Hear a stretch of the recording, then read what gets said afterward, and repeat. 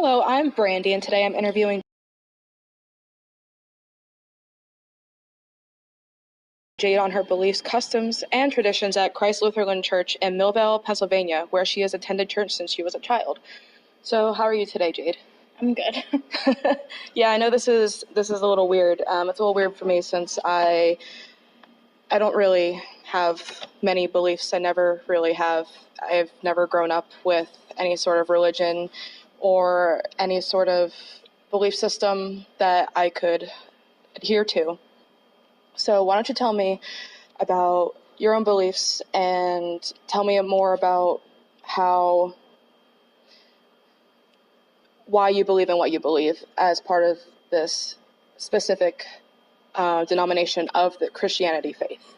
So my church is Lutheran, and we learn off of the Lutheran's catechism, which he started off of the Catholic's catechism. However, he wanted to move away from their strict rules and how they guided things. So it's basically a less stricter form of what you would see at a Catholic church, but we believe that there's one God, the only God, and that we should go off of, the Ten Commandments. We talk about that a lot in church. We always have readings in church that have to do specific with that time of the year. So right now we're in Pentecost. So if you came to church this morning, so a lot of the readings were about Pentecost. We just finished with Easter. So, yeah. So, can you explain to me what Pentecost is? Or Pentecost is like the time after Jesus had died and then risen. So this is that's what Easter's about, and then when you move into Pentecost, it's like the the reflection of what happened and what he did beforehand and so on. So I assume that if there are things like, there's the Easter part and then there's Pentecost, is there a calendar for the entire year and different names and stuff for different things? There is. We do follow a calendar. I don't exactly remember what comes after Pentecost, but as we move into the fall, we start to get into Christmas and all of that, and that was when Jesus was born, so we get into that, and it's kind of it all flows together, and we find different readings every year to put in, so it's not always the same thing every single year, and we do different music that we find. The pastor we have now actually sings his own music, so he will like to sing a lot of Christian music that is rock and roll based, which is pretty cool. And we just started a 5 o'clock service now too on Sundays, and it's a more temporary based church service. So we actually have a guitar and stuff, and that gives us a lot of new opportunities on different types of music to sing for all of the different things that happen throughout the year and so on. Yeah, I noticed that during the service, while one thing that kind of turned me off from religion was always hearing the horror stories from other people saying, well, if you don't do this, you're going to hell, and everything seemed really strict. But it seemed here during the service that people were very kind and open, and there was some humor sprinkled in, so it wasn't droll and boring, and it made people pay attention. So is that something, have you ever been to any other church services where things might be different and what you prefer and what you noticed? I have. I was actually baptized in a Catholic Roman church down the street. It is still open, but doesn't have that many participants in it as of today. But I did go to a lot of services there when I was younger, and here it was a mix between the two. And then I've also been to newer churches around the area that do things differently. They have more of a normal building type of church. It's not an actual church sanctuary, and it looks more like a huge auditorium stage, and they don't do a whole lot of praying or speeches or anything. They just kind of do a lot of singing, and then you do your own prayer if you would like to as you go on, and they only do communion once a week. So you actually attend more than once a week and you do communion once a week. So that's completely different than what we do. But the younger folks like that more. So the hippier people who can attend like that, they like that style better. So you would say maybe these bigger, more auditorium-style churches are more modern for our generation. Maybe they are. Plus, they aren't specific on any religion. So they don't specifically talk about like the one God, the only God. It's very neutralized, so that anybody, no matter what your religion is, can attend. And while that's a very good community church, but at the same time, when you belong to a church such as the Lutheran Church, you want to be more specific. Right. So growing up in this church, you obviously have a lot of traditions, right? Yeah. So tell me some about the traditions that you might have being part of a Lutheran church as opposed to someone who might be a part of a Catholic church or another denomination. I'm not sure if they would change. They would all probably be the same, but probably upstairs. But like we do different things, like even with the readings and stuff, the traditions go along with the time of the calendar of the year. So for Christmas, we do like specific services. That's a tradition. And we always do a Christmas Eve service that goes until midnight. And it goes into Christmas Day because that's when Jesus was born. So that's like a huge tradition. We do, for Lent, we do soup dinners every Wednesday night. That's part of like a tradition we do at the church. I'm sure there's a lot more that I'm forgetting. So for Lent, you have your own tradition, because I know a lot of different churches don't really participate in Lent. It's more of a Catholic thing. I didn't know it was also a Lutheran thing as well. Well, yeah, I think that it just kind of followed over. And plus, it gets people in the church whenever you're serving food and stuff, so they want more people to be here for things. So we tried to create different things to add to the traditions to get more people to come in. Speaking of bringing more people in, because I know that in recent years, church attendance has gone down because maybe for various different reasons. So what is this church in Millville doing differently that might bring in maybe more of a younger crowd or more people in than maybe a bigger church, something like maybe Orchard Hill up in Wexford, since they're a gigantic... That's actually the church that I was talking about that I attended. Mm-hmm. Currently, we are actually renovating and making a lot of changes. So we canceled our Wednesday night evening churches, and we used to do church services. We used to do 2 church services on Sunday mornings. Well, instead of doing 2, we do 1 at 9:30, so it's neutral to the 8 a.m. service and the 10:30 service. And then we started the 5 o'clock service. So the 5 o'clock service is supposed to speak more to like the 20-year-old generations that are in Millville today or outside of Millville. And it's bringing in quite a few people, but not as much as we want to bring in. We are also renovating because our church is very old and it's been in more than one flood. So the room we're in right now in the church actually is going to be renovated within the next year.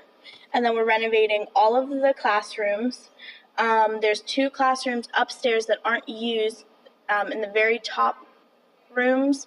We are making those designated youth rooms. So we're going to paint them like green, make them all fun, because what they look like now, it's not inviting. So when people drop off their children and they bring in their kids, it's not an inviting, fun looking area. So you want more people to feel comfortable, right? Especially when you bring in children who want to maybe become a part of the faith. You want them to feel like that they're a part of it, that they are welcome, they are wanted. Right, and I personally feel like that when you walk into a space, it needs to look clean and inviting in order for somebody to feel that way. And that's what like Orchard Hill Church up in Wexford is like. When you walk in there, everything is so inviting and it's colorful and there's people at the doors, and that's what we're trying to do within our church, even though it's a lot smaller. And maybe because I wasn't brought up religious because I'm adopted and I was in the foster care system and I didn't really have time to really bring into anything. And I knew more about like other religions rather than the Christian religion because of other classes and stuff I've taken.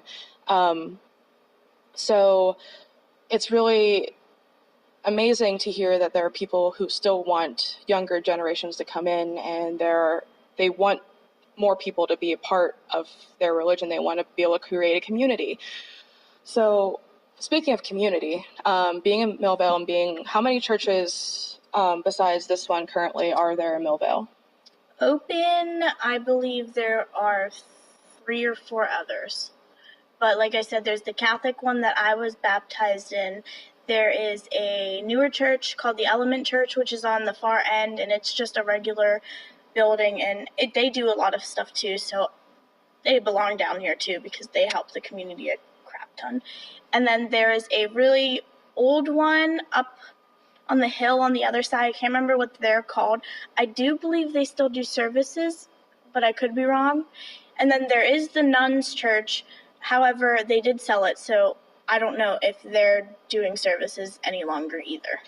So you were telling me beforehand that a bunch of churches did close down in Millvale. And because of that, have you started to notice a big melting pot of different like sorts of people coming in that may have not been here before those churches and other places of faith and worship have closed?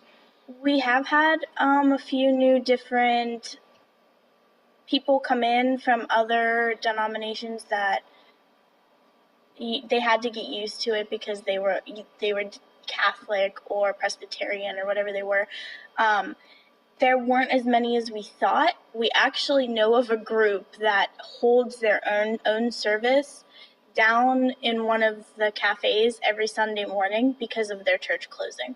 So I feel like that it should have brought in more people, but it didn't. I don't know why, but they might come around eventually. So I don't know. Would you think that, why do you think that these other churches are closing down? Is there a lack of funding towards these places so that, because like you said, this building right that we're in currently is being renovated piece by piece. Is that why maybe these other churches are starting to close down, is because maybe they don't have the funding to be able to renovate and make sure that things don't fall apart and stay safe? Or it's not even funding, it's people who attend.